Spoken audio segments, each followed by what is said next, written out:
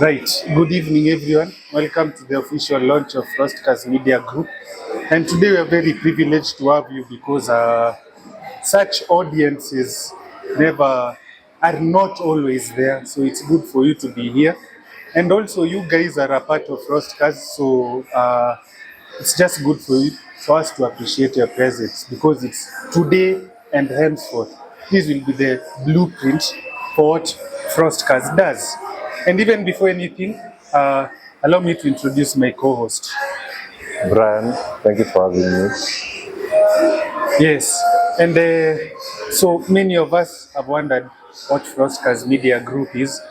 And before even the idea of Frostcast Media Group was born, this was Frostcast. And Frostcast was, it's just a car thing, talk about cars in podcasts, TikToks, and, everything to do with cars and F1 and motorsport, basically. Yeah. And we are the brains behind it, including the guy recording us behind the scenes, Siema. I hope he feels appreciated where he is as he's watching us from there. And Brian, basically, just walk our audience and the viewers through what we've gone through since 2023, honestly, because that's when we started. Yeah, so I think when we started Frostcast, we initially conceived this idea as an idea for us to showcase our passion for vehicles, and specifically through F1 motorsports. And we've been doing that for a consistent basis. Yeah. I think we're also able to be privileged enough to get to radio. We hosted a certain we were hosted by, actually it was Kiss 100. Kiss 100 on a Saturday for their sports section, which we aired for the F1 Grand Prix that weekend. We've also been able to do car reviews, and we are hoping to do more of them. And if you've not seen them, most of them are at our YouTube page and also our TikTok and Instagram. You can go check them. And Spotify. Yeah, and Spotify as well for our podcast. I think the first podcast we did was the Bahrain Grand Prix. Yes, the Bahrain Grand Prix. Yeah. 2023. Yeah, and it got a lot of traction, actually. Funny enough, most of the people who are watching and listening were from outside the country. Yeah, so we thank you for our viewers outside and those who are listening and tuning in.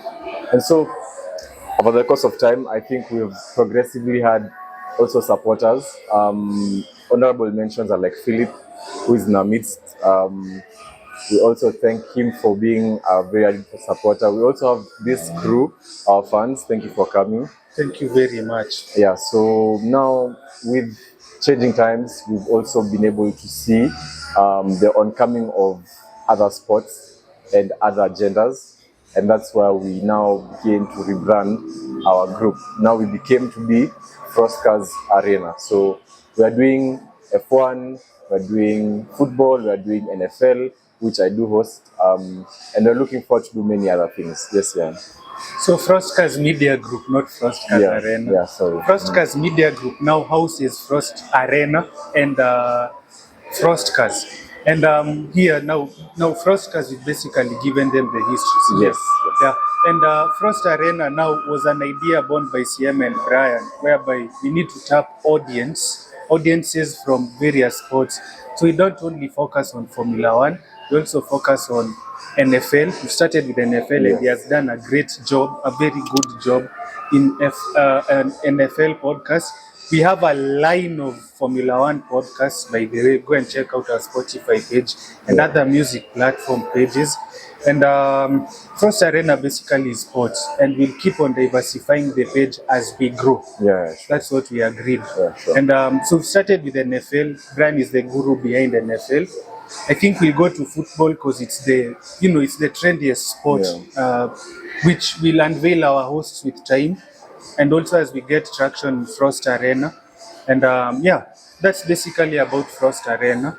And Frostcast, we've done Frostcast, and Frostbites is the third wing of Frostcast. And we'll just say it's basically under Frostcast now, whereby we just do a few short videos on TikTok and Instagram and maybe YouTube shorts, whereby we talk about emerging issues and current issues to do with cars and maybe Formula One.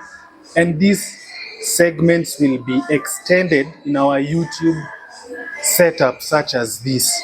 So yeah, yes.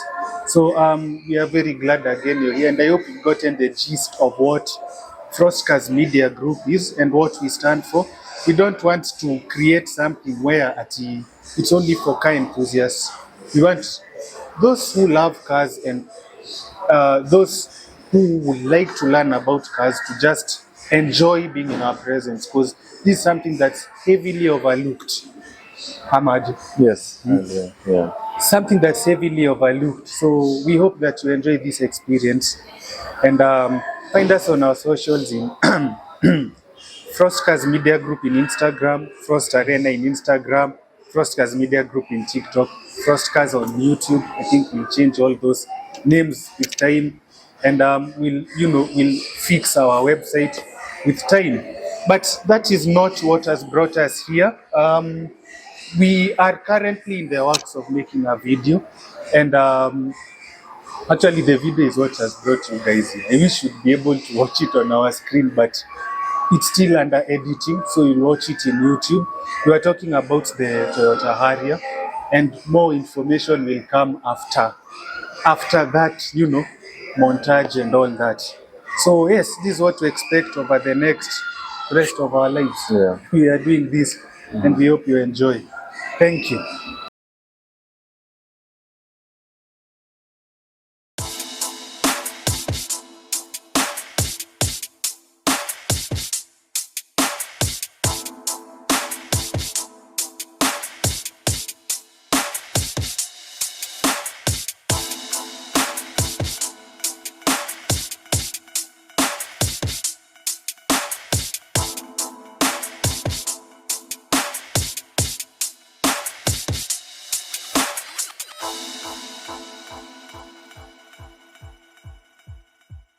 Naamini kila gari lina hadithi lake, and even before we start the video, you can see my friend was loading this car, and the story basically of this car relies on this bag, and we are privileged enough to have the Toyota Harrier 2018, and let's see the story it has for us today.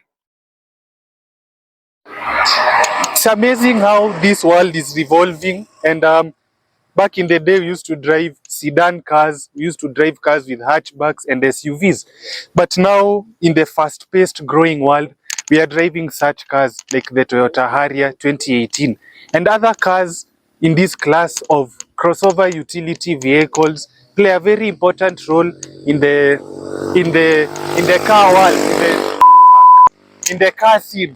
And other cars in the field are the Mazda CX-8, like the one we talked about in the video, in the first video we did, a RAV4 2018. All these cars, as mentioned, or as we are going to see in future, play a very important role in shaping the car scene, especially in the crossover utility vehicles.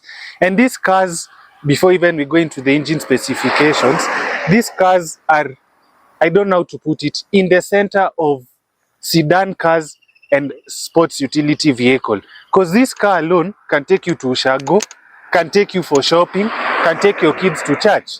Sometimes you can't do that in an SUV, and sometimes you can't do that in a sedan car because of the low nature, for example. Now, this particular engine, this particular Harrier comes in 3 trims. We have this particular car, which is a 2.0 turbo engine.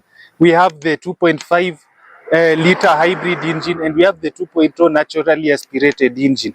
And just a quick fact, naturally aspirated engines were banned. Actually, there are some of the cars with natural aspirated engines are being, discontinued. But for this particular engine here, it comes with a 6-speed ECT gearbox, which is electronically controlled. And for other cars which have similar relationships to the Harrier, some have 6-speed, some have DSG like the German machines, and others have CVT gearboxes. And in terms of fuel consumption, this car is a good consumer of fuel. And just like the CX-8 and the Mazda CX-5, It comes with its own I-stop technology. I don't know what it's called. Please tell me in the comment section below for engagement. But once you stop in the traffic, um, you know, there's that mechanism where the car stops igniting or stops running its engine to conserve petrol or diesel or whichever model you have. It's a new technology which is shaping the car scene, the Kenyan market, especially in these crossover utility vehicles. I'm not sure about the figures of horsepower and torque, but what I can say, this car feels a bit heavy for the time I've driven it. It doesn't respond fast as the turbo diesel kick in the CX-5, which is its closest competitor. But once it peaks, I think it thrashes the CX-5. It's a very fast car, it's compact, and it sits on the road. Onto the exterior shots of the car. Cut! And onto the exterior of the car. From the looks of things, it's a very beautiful car, very small and very compact. Hence the name compact utility vehicle, something SUVs don't have or sedans. And these are very nice color. It's a shade of midnight blue car and purple, and it's glimmering. Very nice names over here, as you can see.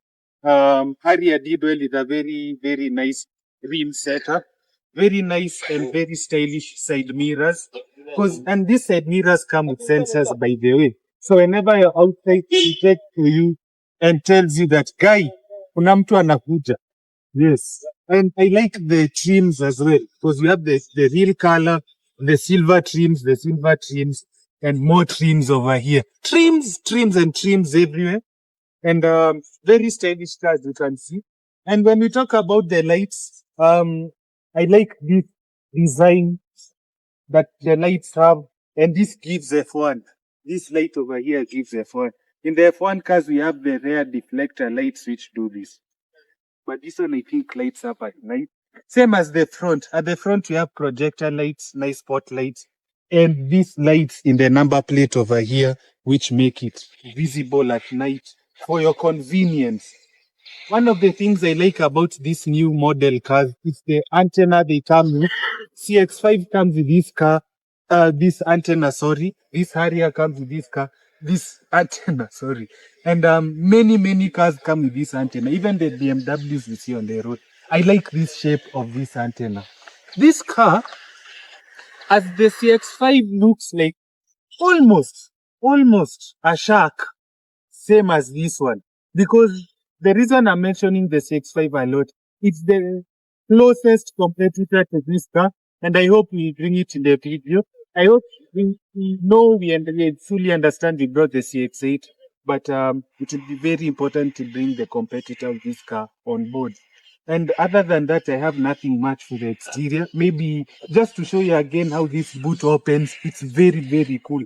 This is one of the things that shocked me when I was given the key to this car. And this boot is a self-open boot, as you can see. How the hell does that happen? Again, it's becoming a series of many becomings, many surprises, and many interesting things. And when you close the boot, again, as you can see, the boot closes itself. Again, very many happenings and very many surprises, and such are the stories we like to tell in Frost cars.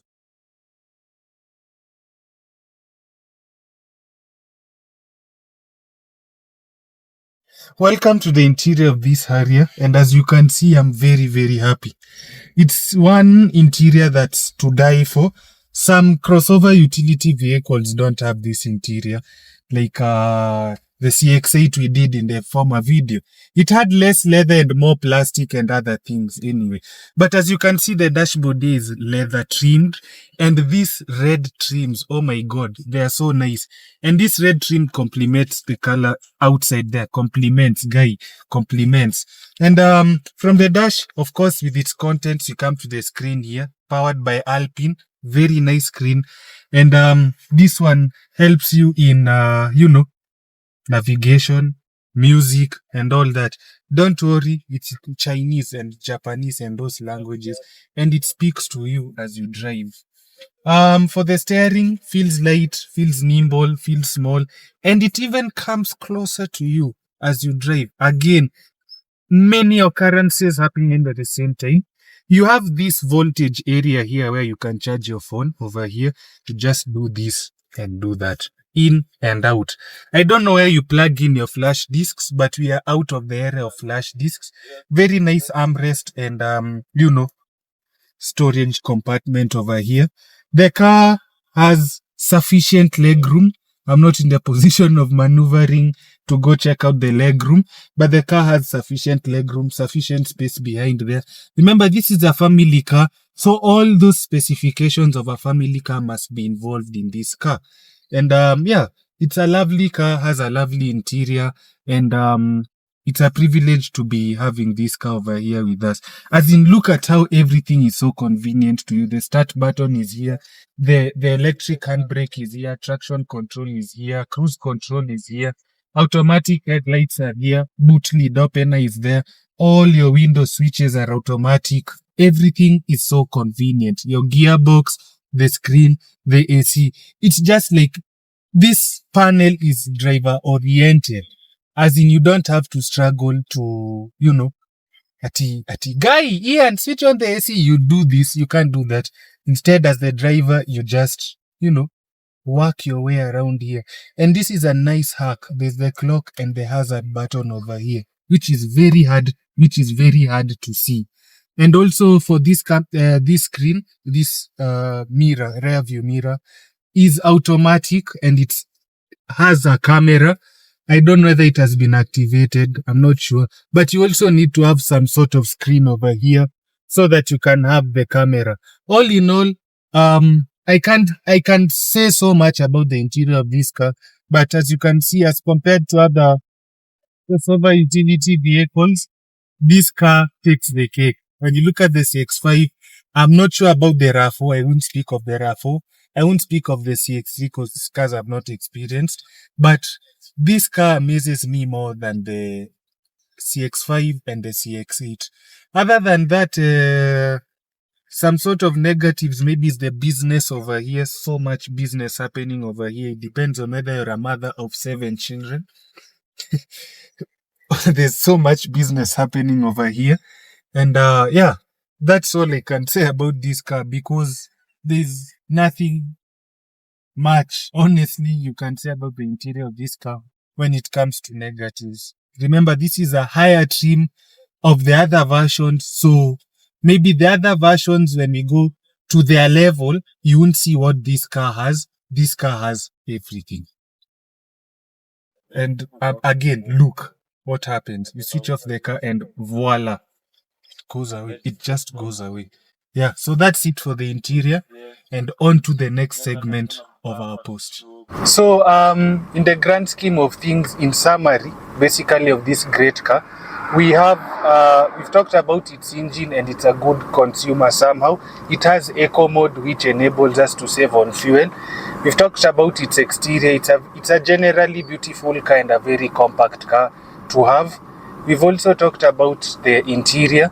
I think it's kids friendly and it's good for the kids, of course. And last but not least, we want to just give credit to this car.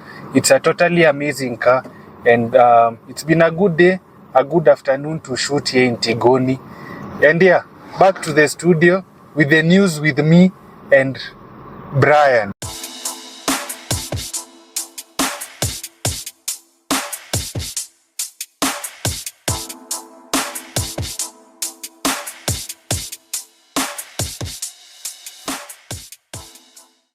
So welcome back in here out to our next segment. This segment we're going to be doing news around car industry, F1, and anything you need to know generally about the motorsport industry.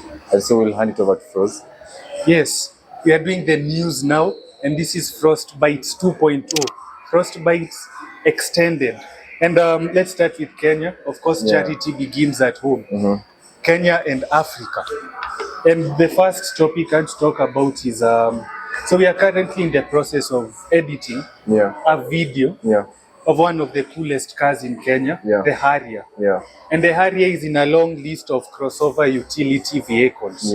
And basically these cars are meant to replace SUVs. So we have the Mazda CX-8, which we did on YouTube. On YouTube, You should yes. go and watch it. It was amazing. Yeah. We have the RAV4. We have The Tiguan, I guess. Tiguan, I yeah. don't know if a Yeah, Tiguan Tiguan is a does. CUV. Yeah, it does classify. Anyway, we'd have a long list of these cars. Yeah. But these cars are being used to replace SUVs Yeah. and sedans. Yeah. I mean, they are showing how sustainable they are in terms of fuel economy. Yeah. You know, how I don't know how to put it. Versatility. Yeah. You know, I can go to Shago shopping, church, market, club, Mombasa at the same time using that Harrier or CX-8. So what do you think of the rising trend? Because I, for one, love SUVs. I, for one, still love sedan cars and Kina Subaru Outbacks, hatchbacks. Yeah. So what do you think of this trend? You know, CUV is in the middle. Yeah, the compact utility vehicle. So I think a rise, I think statistics prove that 10% rise of, we have 10% rise of CUVs. A major run of that is actually by Volvo, Mazda, and Nissan with their Volvo XC60, the XC90. We have the Volkswagen with the Tiguan. We have the Toyota with the RAV4, the Urban Cross. I think the rise of these vehicles is typically also indicating a rise of the middle class in Kenya. Exactly. These vehicles, most of them are hybrid. You take a look at the X-Trails, the Extremas, they're hybrid. Take a look at the other vehicles like the Tiguan. Some of them, the old space are coming in as very, modern cars. So we have a rise in the middle class coming in to buy these cars. And you realize most of these SUVs, like especially for the Volkswagen, the Tiguan, V6 engines are not really easy to maintain. And I don't think a middle class person is ready to bear the price of maintaining a V6 Tiguan. You look at cars like the GLE, the GLS, very huge cars, supercars, 3,500cc above. We're talking about 2,000 cc's in these middle class SUVs. So they are very efficient because you have 2,000 cc. That's efficiency. You have now you have things like Blue Motion in VWs. You have the BMW bringing in also the Blue Motion aspect. You have things like the Mazda bringing in the diesel aspect of vehicles now. That's saving more fuel for you. Sky Active. Yes, the Sky Active, exactly. You have the Nissan with the Pure Drive. So I think genuinely they're coming in because we have a rise in the middle class. They're able to afford, and also they come with comfort. They come with luxury. Of course. We're talking about the Volvo XC60, which has both a supercharger and a twin turbo in the same engine. That's efficient power all through. If you're on lower RPMs, you have power. If you're on higher RPMs, you have power. So it's like soft power. Yeah. Because I don't need a Mercedes to go and show off. Oh wow, nimefika. Yeah.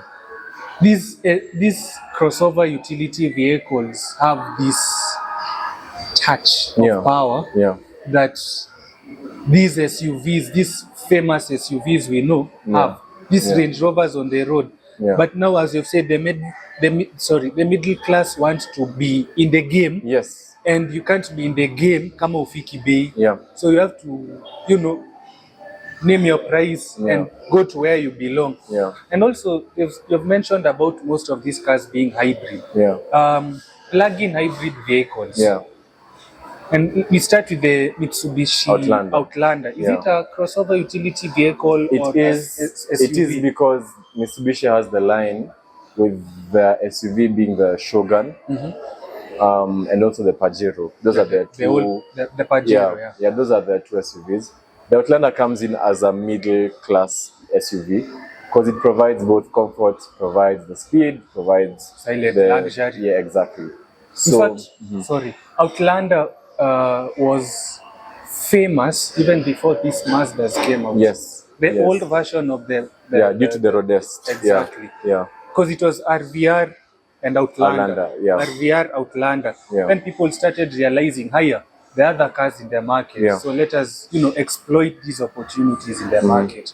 But crossover utility vehicles are rising. Yeah, they are That's rising. what I'd say. Yeah. Because if you just stare outside here right now, you'll realize they are more than the SUVs we have. Yes. Even these rich people, they just buy these Range Rovers for sure. Yeah. But you won't lack the spouse Yeah. or the children Yeah. having one of these crossover utility vehicles, Yeah. because it's also pocket friendly for Yeah, them. yeah, true. I think also another factor to consider is how efficient the maintenance of these cars can be, excluding the German vehicles, and also the Swedish. When you're talking Swedish, you're talking Volvo. When you're talking German, you're talking the Audis, the VWs. I think a high factor of how people come up with buying these crossover SUVs is also talk about the technology that's coming up. Now, every other car that you're buying that's a crossover SUV has sensors. You know, something that really helps when you're doing your parking, when you're doing tight spaces in town, wherever you are. Also, the adaptive suspension that's coming up with these cars. Very nice feature. Previously, we didn't have that in those crossovers in the later generations. Now we have them in the newer generations. You talk about even the fuel efficiency of these cars, the cost per liter of your kilometers, you know. So I think a majority of these cars, the reason they're being bought is based on the overall efficiency of the car over what the substance is. So you're seeing actually in Volkswagen, they have stopped producing a lot of the Touaregs. They're now producing a lot of the VW Tiguans. Yes. Because and also that they're doing the production in even in sports performance. BMW doing the same with the X1, X3 versions to the X4. And we've also seen Mercedes-Benz doing the GLB and the GLA versions and the GLC in coupe versions and still in the classic four-door style. So I think the affordability of these cars that come with the comfort and the all-inclusive package is really a factor to consider. Yeah. So yeah, crossover utility vehicles. Yes, it's a trend. It's a trend to watch, honestly. Together with these electric cars, which we'll talk about later in this segment. Yeah. And if we finish there, it's good we look at the new entrants in the industry, Jetua and others. China is making its presence known in the world, especially, whereby we are having new cars from there, and they are really peaking in the Kenyan market. I don't understand. It's like the Germans wameshindwa kupeak na hiyo pace. But let's talk about Mobius. Mobius was here. Jetua were here briefly. Jetua has boasted so many good cars. We have the Jetua T1, which is currently on the rise. I think there's a Jetua X70. I don't know. I think there's a car called Proton X70. Yeah, the Protons. Yeah. So I don't know whether it's Jetua or Jetua, and so much more. I mean, Jetua brags a list of brands, and they're affordable. Because even if you go back to this crossover utility vehicle, they're in the range. They're in the range. They're squarely in the range. Because these cars go for 4.9 to 8 million. So, I mean, how is this for the local economy? Especially now that they have to establish their presence in terms of building, locally available parts from China, as Trump says. I think a classical example of electrical engineering versus mechanical engineering of a substance. You look at Jetua, they're trying to compete with GMC. GMC is a States branded car, right? You typically see, and this also goes to the BYDs that are also coming up, a classical example of electrical engineering at its finest. When you look at the production cost of, for instance, a Jetua versus the production cost of a Mercedes, very different production cost. And of course, in a very huge manner, scalability is a factor. Yes, that's true. We have, the Germans have really perfected their craft in terms of R&D, research and design. But what the other brands have done, they have stolen that idea of R&D, made it so compact to a point where it's a very one-off scenario. It's a microwave solution to everything. I think we've seen China releasing the SUV that can also do the jump start on the sand. They That's can do the things. 360. Yeah. So, and also they can hover around the water. Again, example of classical electrical engineering at its finest. If you dare do that with your GLE, you get an alternator fail, and you now need to buy a new component, a new unit of an engine. So I think they The only thing a GLE knows how to do is this. is hovering. Just does this. Yeah, so I think it's undeniable that these cars will be a staple in the Kenyan market. Again, you realize that 90% of the cars that are being produced out there, 10% of those 90% are cars you don't experience. For instance, the Nissan Altima. It's a very good car. Experienced in the States, you don't see it here. A lot of Toyotas that are there in the States, Are you not don't here. see here. The only Toyota that came here was the Prius. Yeah. And it started all in electric cars. We are going there. But the only thing that started in, so I'm sorry. No, it's okay. So I I have a think personal beef with the Prius. genuinely, we are now experiencing a wave of experiencing engineering at its finest. We've seen the Nissan Leaf coming around. We've seen also alternatives of the Toyota that are purely electric. Things that we can't escape, of course, as a car central organization and fanatics. But we need to also understand that this is just a classical example of what mechanical engineering can do for you versus what electrical engineering can do for you. Also, they are pushing the limits in terms of how much a car can give you. I think previously, before these cars came into the market, we could only see the Germans doing what they do best, and the Italians, the Swedish, the British as well with the Jaguar and the Range Rover. But now we are able to see what other people offer in the market, and even more because they're offering you more quality with less price. So I think it will be it's a show to watch. It's must-see TV for me, and I think it's a nice trend that's picking up on. And I think even from reviews of people around, I'm seeing people liking them. So I believe China's cars. Yeah. So that's good for the local economy. I believe it's good. Yeah. And you think they can? Oh yeah, they can. They can, again, as I said. BYD has been here, isn't it? Yeah. As I said, I think the only company that was struggling was Mobius. To some extent, they had Mobius to. ran away because of, and I don't want to be crucified here by mentioning the government and its misgivings, but because of investors.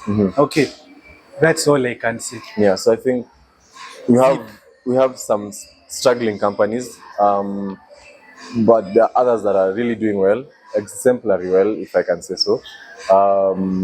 You can't escape them being in the market because, again, Kenyans, we like price, we like demand and supply. For us is more of a cat and mouse game. If you can give me more with, if you can give me more with less, I'll go for that, Of course, yeah. And typically, I think as a generation also, we are coming to appreciate these cars. I'm seeing very many GMC Denalis coming in. Which car is that? Denalis, the SUV Suburbans for Chevrolet, but not in the GMC type. Okay. So very many distinctions are coming in. And they are exciting to see. No one really has driven a Denali from Kenya in maybe the past 5 years. Not seen Denalis in Kenya. Of course, we've seen Escalades with Sonko and the rest, but these other companies coming in are giving hype. Again, I said Kenyans will love hype. Anything that has hype will buy into it. Yeah, you will buy into it, and especially if it's giving you hype and it's giving you performance, it's giving you price affordability. There's no reason not to go for it. So it's definitely good for the economy and for the local people. Exactly. Yeah. And so that we bring the audience up to speed, I hope everyone is understanding what is happening. It's not Greek, and we don't want to use big words, of course, both here and the ones who will be viewing us from home or the offices. So we are just talking about the new entrants in the industry, and as compared to other car industries that have come to Kenya and established their presence there. Yeah. And I think from my point of view, I think I agree with you. But again, we have to look at the other side. If you want to invite investors or people to bring newer cars into the market, then you have to have incentives that are friendly for them to come and, invest in us. Because, setting up shop in a new country, knowing very well there are other countries that you can set up shop in, and you can't invest well because you know there's 20% tax on this, 30% tax on that, is very hard. So I think it's something to watch, as you've said, but I'm also looking at it from the local economy, because if you want these guys to stay and if you want this, substance to also pick up, then we also need to have a way that our our new visitors like Jetua are, they, they're in safe hands basically. I don't know what I'm saying, but yeah, they're in safe hands. And sorry, it's good we continue our electric cars discussion, and I think here we can turn on the audience a bit and just ask them their views on electric cars, because I feel like it's been it's been something around thrust cars, and it's good for us to hear some of the car enthusiasts here and maybe some of our audience members here what they think about electric cars, just to break this boredom and monotonous cycle of us talking. It's also good we hear views from the audience. So welcome back to this next segment.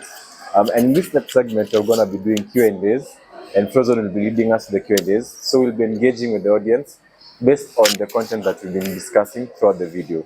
Yes, Frozen. So as Brian has said, we are in the audience here, and we are basically giving our take on electric vehicles. And it's not fair for us to talk about electric vehicles without knowing what the audience thinks. So we are with two car enthusiasts, Roy and Philip, and we'll start with Philip, who is more conversant with the car scene, and he does, what is this called? Spotted by Philip. Okay, let's start. Hi everyone, my name is Philip, the founder of Spotted by Philip, and thank you. I'm really glad to be part of this segment, and yes, thank you for having me. Exactly. And also Roy, who's conversant with the car scene. Yeah, so as Ian said, my name is Roy, and let's say find cars amusing. Yeah, so I'm a car fanatic as well, and yeah, I'm happy to be here as well.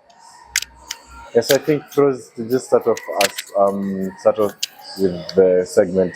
Exactly. What are the views with the audience about how the EVs are affecting the current scene for mechanical engineering cars? Like, how are they affecting how we look at the cars that we have in the current market? What are the implications? What's your views? What are your views? Those are a lot of things he has asked, but I think we can start with Roy. So we answer those questions now. Yeah. So personally, my own view is if you want an electric car, you get the electric car, and then if you want to have like a car which is either petrol or diesel, have your own car. But in general, would I get an electric car? The answer is probably no. Yeah. So I just the sound of the engine and everything that comes with it. Yeah, that's just me. That's who I am. The feel of the car, basically. Exactly. You drive what you hear. You don't drive a fart. Or a woofer, as some people call it. Exactly. Yes, I would also say I have a similar opinion to that, in that, yes, electric cars are good, but at the same time, my personal take is that electric cars are sort of, they rob you of what an actual car is, because we've grown up knowing that proper cars are cars that have combustion engines, cars that and yes, basically cars are cars if they have combustion engines. And my take for electric is, I would say, almost half-half, in that electric is good if you're looking at performance and numbers, as you've seen with new companies coming up. You can see that the people who make the fastest cars are incorporating the electric system, in order to be able to push the numbers. But once again, if you ask me if I would take an electric car, I would definitely say no. Yes. But the thing is, electric cars are the future. So other than okay, there's this personality that we are talking about, about whether you'd buy or whether you'd not buy. But will they pick? Will they pick? Do you think they'll pick? I don't think that they would, because if you are a true car person, you do not want to drive something that's silent. You want something that you can engage with. You see how when you're driving a manual car, you listen to the tone of the revs. The higher it goes, it's time to change to another gear. It drops and like that sequentially. So definitely, I feel like the viewers. Sorry for those who love electric cars, but they'll definitely go for the combustion engine. Exactly, exactly. Do you think they'll pick? I think okay, I'm gonna say the same thing in terms of course you have the whole engine sound thing. I mean, I'm sure you guys probably have driven a diesel car, and Yeah. when you drive a diesel car, like I don't think there's a reason as to why you should put on the radio. Like the engine itself is just something else. But of course, we all know environmental regulations and all that stuff that they're putting, Europe and all that stuff. So I guess we'll just see how it is. But yeah, As you've heard, the audience has said they want instead of some silent thing, because you want that baritone roar of a V12, a V8. So sorry, you don't want.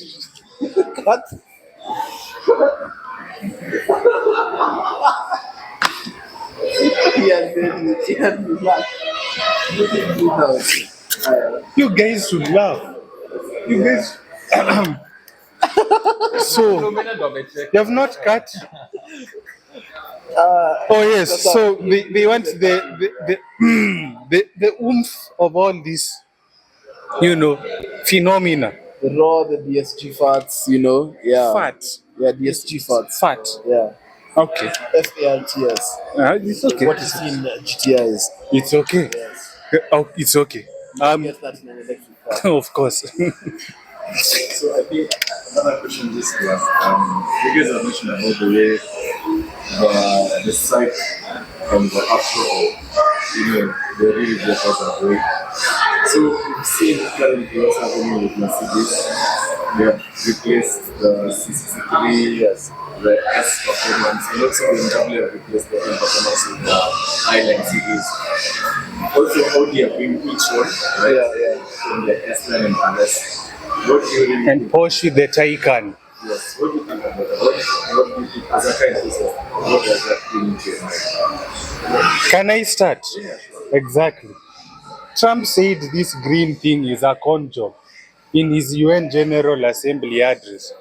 And when you think about all this, it's an agenda, as we said in the introduction, an agenda more on us than more on them.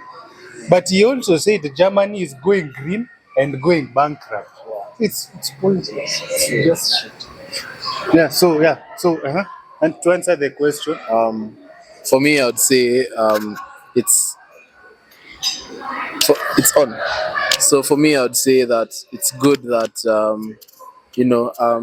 it's good for the environment, yes. But I feel like as car enthusiasts, as people who look at cars more than just an item that takes you from point A to point B, but something that you can relate with, you feel like this move that is being pushed by the West to move to electric is robbing us of the actual